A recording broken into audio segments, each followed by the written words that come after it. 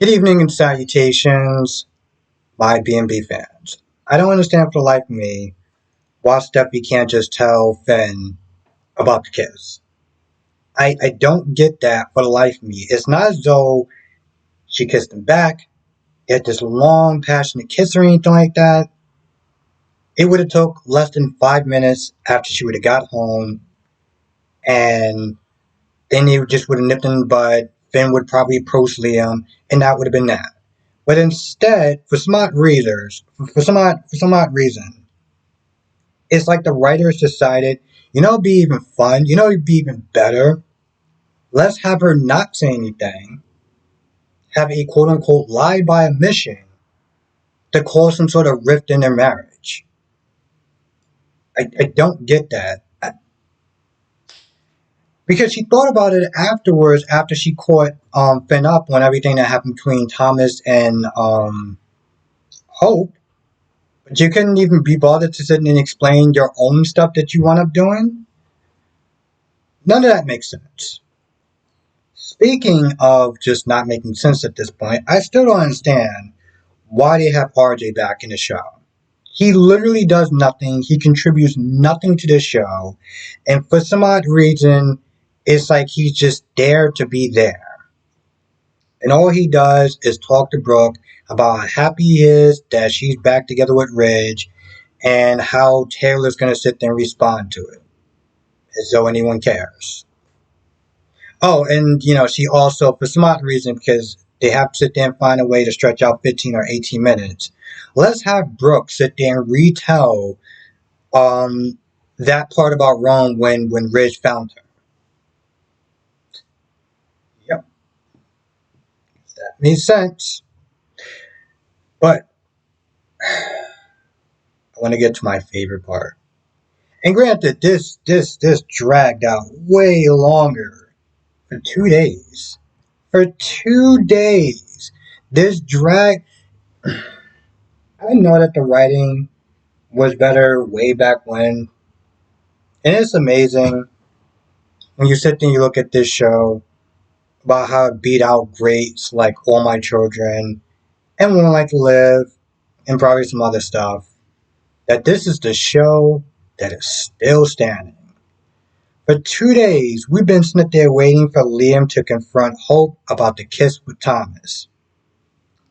And in the beginning, all he does is what he did yesterday.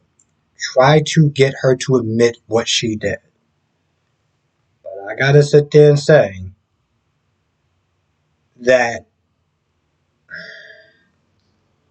after a good 5 minutes, or after the first act or whatever, then it started to get good. Okay? Because he was trying to lead her to that point. And at first she was like, well, like she was all like, there's something bothering you? What's going on? And then it gets to a point where it's like, she realized that he knows. And she's like, oh, I just want to sit there and be my family. And it gets to that one point, towards the end. Because then it really actually gets good. He's like, I just want you to sit there and say, because he's like, oh, so did you take pictures of fans? Did you do this? Where'd you go? Did you do the sightseeing? You didn't go by yourself? And then he's like, but you went with someone though, right? Say who you went with. And she's like, no, I don't want to do it. I start shaking her head. I was like, woman, you are a grown ass woman. You are a grown ass adult. You're a mother at this point. And yet you can't.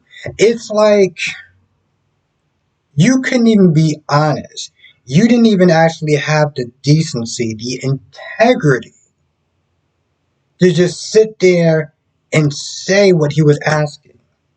To a point where it got laughable. To a point he was like, don't worry, I'll help you. Go on. You did what? This is how I expect a child to act. When they knocked over something and you tried to get them to admit, okay, so you did it, right? Just say that you knocked over the lamp. Just say it. That's what that scene was the equivalent to. It was equivalent to it's like if Liam, so if Beth or Douglas knock over something to try to get them to admit what they did. Except for this is a grown ass woman that we're dealing with. So there's a whole lot more worse in so many ways. But she finally does say it. And I sat there and I'm like,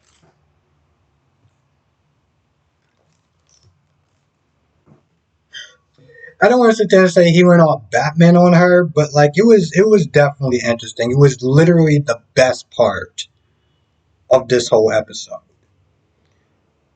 Taylor, speaking of somebody who has hmm, no dignity whatsoever, is not just taking this news hard. I don't understand why you want to sit there and vie for somebody's attention, knowing that he's going to choose somebody that you find to be below dirt, right? Because she started calling her out in all her past. Oh, she slept with this person, she slept with that person, she slept with your brother. Okay, well, I slept with your brother, but she slept with her daughter's boyfriend, and and I'm like, okay, yes, you did all that. Okay, and you still are choosing to be you still are choosing to want to be with this guy. You just said that you loved him. So I'm like, I'm sorry, boo. What makes you that much better than her? Like, let's stop and think about that for a minute. You basically just saying she is the lowest of the low, and he is going for her, but you want him. So what does that make you?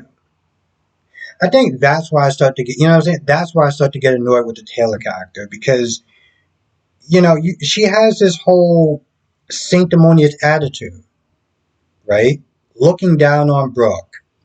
Brooke is this. Brooke is that. Brooke is going to sit there and disappoint you, and I shouldn't have to sit there and teach you that. Yet you sat there for a good 30 something minutes doing exactly that. She's so wrong for you. She's going to hurt you, and yada yada yada. I mean, you're being a hypocrite in your own damn sentence. Like seriously, it was sad at best. Because I know a lot of people do not like Brooke for a number of different reasons. See, I'm not on that train because, well, I haven't really watched it that long. I didn't see all the mini exploits that Brooke Logan has done. I always find it very funny and very laughable. And don't get me wrong, everyone's entitled to their opinions. And everyone just finds it so like, oh, the Logans are this, the Logans are... And some people get to a point where it's like, you need to like you're up here. You need to take that down here. Like when people sit there and describe the Logans are trash. The Logans are disgusting. I'm like, this is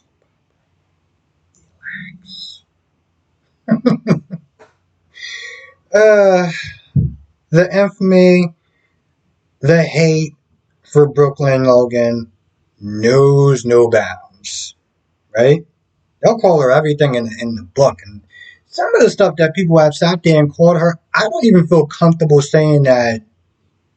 I wouldn't feel comfortable saying that to a woman who I couldn't stand.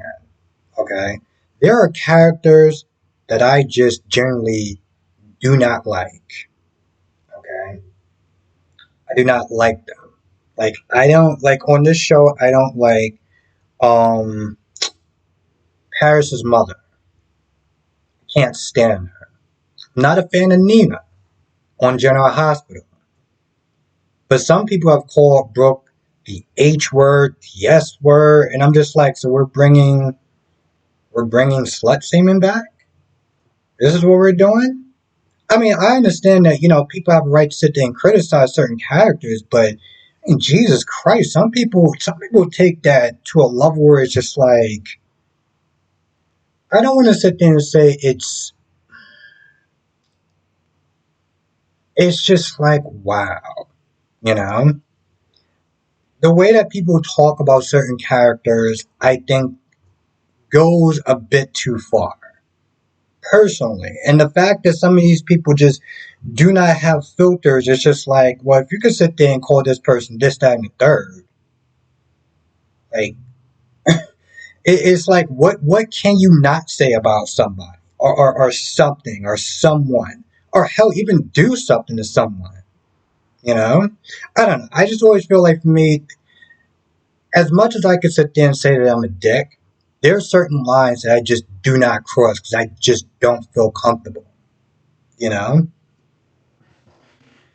and I feel like that's pretty much about it. All in all, I would sit there and say it was a good episode. It was entertaining. I didn't. And some. It was good for the Brooke for the Hope and Liam stuff. Couldn't give a damn about RJ and the Brooke scene. Steffi and the Finn scene was just like, okay, cool. This is another catching up moment with something that's just so stupid that could have been solved, like, I don't know, yesterday, but they didn't do it for some odd reason, and this is their way of thinking.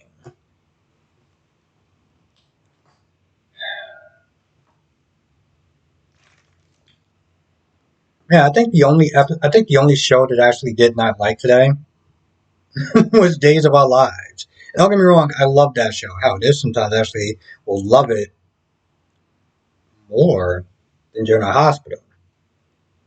Today was not one of those days. Today was really not one of those days. Marno was actually good. I felt like I didn't really have it in me to sit there and try to do more than two soap opera reviews. Um, so, but I will be sitting there talking about it tonight. So come through on that. With that being said, I'm gonna go. I want to thank you for watching. Stay safe, and I'll see you in the next video.